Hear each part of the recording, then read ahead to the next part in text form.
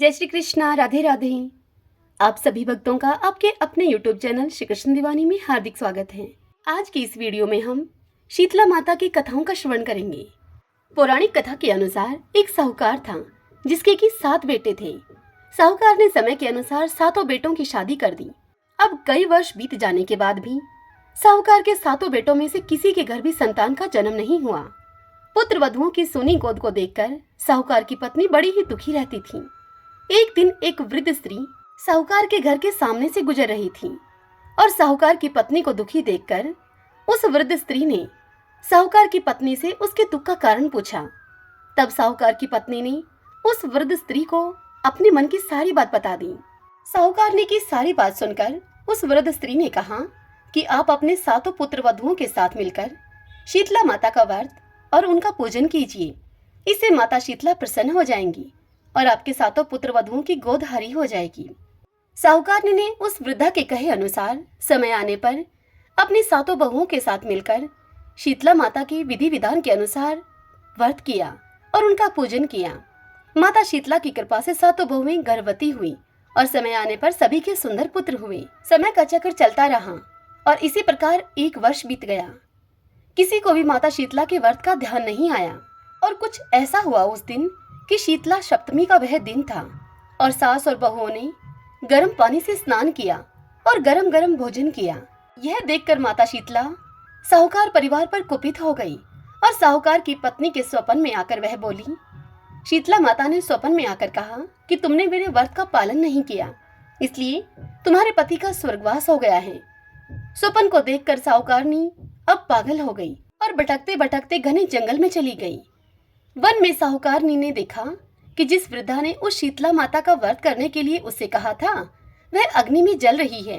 उसे जलती हुई देखकर साहूकारनी चौंक पड़ी और उसे एहसास हो गया कि वह शीतला माता है। अपनी भूल के लिए वह माता से विनती करने लगी। माता ने तब उसे कहा कि तुम मेरे शरीर पर दही का लेपन करो, इससे तुम्हारे पर जो दैविक ताप है वह समाप्त हो जाएगा।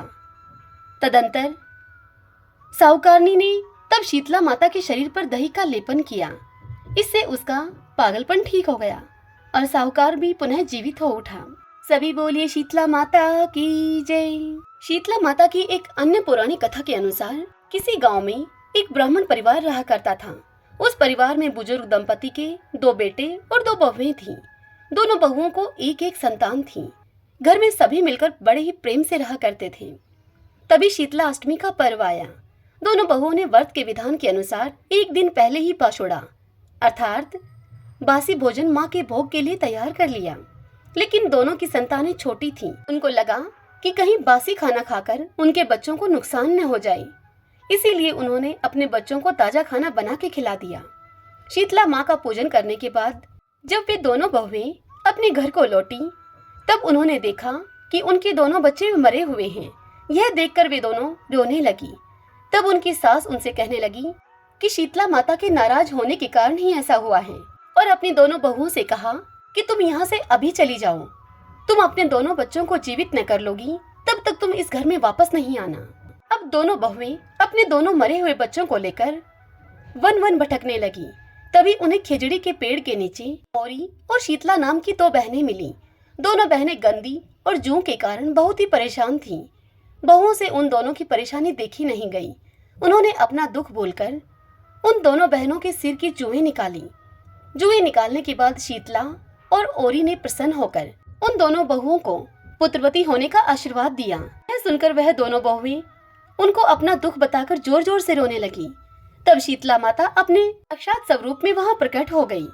दोनों बहुओं को शीतला अष्टमी के दिन ताजा खाना बनाने की भूल का उन्हें एहसास दिलाया और उनसे कहा कि ताजा खाना खाना बासोड़ा के दिन शीतला अष्टमी के दिन हानिकारक होता है और उनसे कहा कि तुम इस गलती को दोबारा मत दोहराना। फिर शीतला माता ने उन दोनों बहुओं के दोनों संतानों को जीवित कर दिया। शीतला माँ के साक्षात दर्शन और अपने बच्चों को पुनः जीवित पाकर वह दोनों बहुएं बड़ी ही प्रसन्नता के साथ अपने घर को वापस लौटी और आजीवन विधि विधान से शीतला माता की पूजा और व्रत करने लगी। शीतला माता की कृपा से हम सब भी अपने जीवन में सेहत और आरोग्य को प्राप्त करें। सभी बोले शीतला माता की जय। जनों, कहीं कहीं शीतला सप्तमी पूजी जाती है तो तो कहीं शीतला अष्टमी का व्रत किया जाता है। शीतला अष्टमी की पूजा होती है। शीतला अष्टमी का यह व्रत, इस व्रत को करने से संक्रामक रोग, त्वचा रोग, फोड़े, चेचक, बड़ी माता, छोटी माता आदि से मुक्ति मिलती है। शीतला माता के दिन माता को बासी पकवान का भोग लगाते हैं और विधि पूर्वक माता की पूजा करते हैं, व्रत के नियमों का पालन करते हैं। ऐसा करने से शीतला माता प्रसन्न होती हैं और आरोग्य प्रदान करती हैं। शीतला माता की पूजा करने के बाद शीतला माता की व्रत कथा का पाठ करते हैं, जिससे कि व्रत का पूर्ण फल प्राप्त होता है और व्रत के महत्व का भी पता चलता है। आइए अब शीतला माता की तीसरी कथा का श्रवण करते हैं। एक राज्य के राजा का एक ही बेटा था। उस राजा के बेटे के चेचक निकला था, अर्थात माता निकली हुई थी। उसी राज्य के एक गरीब परिवार के बेटे को भी शीतला निकली हुई थी। गरीब परिवार माँ शीतला की पूजा किया करता था। उस परिवार ने शीतला के समय जिन भी नियमों का पालन किया जाता है, उन सभी नियमों का ध्यान रखा। घर में बिना छौंक के सब्जी बनती थी, भुने या तले हुए खाने और नमक पर पाबंदी थी। घर के सभी लोग ठंडा खाना ही खाते थे। ऐसा कुछ दिन तक चलता रहा और उस परिवार का वह बेटा स्वस्थ हो गया। दूसरी ओर राजा के बेटे का रोग ठीक नहीं हो रहा था। राजा ने सतचंडी का पाठ कराया। रोज गर्म स्वादिष्ट भोजन बनते थे। प्रतिदिन भुना हुआ और तला हुआ भोजन खाया जाता था, मांस भी बनाया जाता था। राजा का बेटा जो भी जिद करता था, उसकी वह सारी जिद पूरी की जाती थी। इन सब के कारण राजा के बेटे के शरीर में अब फोड़े हो गए। उन फोड़ों में खुजली और जलन होने लगी। जो उपाय किया जाता, उसका कोई भी असर नहीं होता था। शीतला का प्रकोप और बढ़ गया। इन सब से राजा बड़ा ही परेशान हो गया।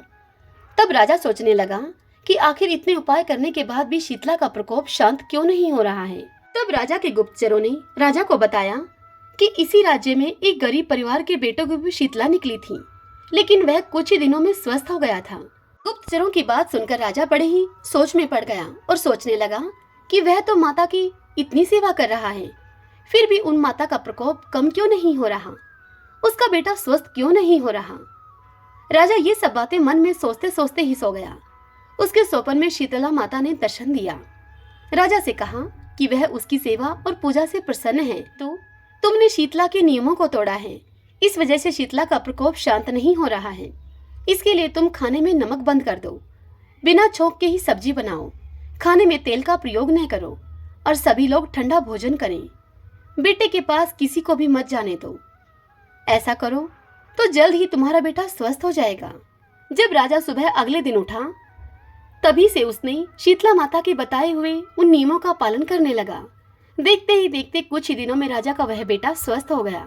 सभी बोलिए शीतला माता की जय।